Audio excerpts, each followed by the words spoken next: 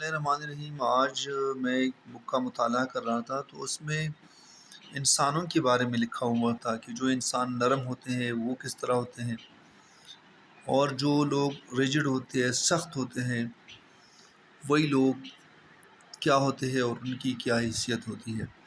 کہتے ہیں کہ انسان نرم ہوتا ہے، نرم اور لچک والے مطلب فلیکسیبل پیدا ہوتے ہیں، مرتے ہیں تو اکھڑے ہوئے اور سخت۔ اس طرح پودے جو ہے نا نرم اور لچک والے جو ہے نا وہ پیدا ہوتے ہیں، مرتے ہیں تو بربرے اور خشک۔ اس طرح جو بھی سخت اور بے لچک ہوتا ہے وہ موت کا مرید ہوتا ہے، جو بھی نرم اور لچک والا پیدا ہوتا ہے یا جو بھی نرم اور لچک والا ہوتا ہے وہ زندگی کا مرید ہوتا ہے۔ سخت اور اکڑے ہوئے توڑ دیے جائیں گے، نرم اور لچک والے غالب آئیں گے۔ Thank you so much.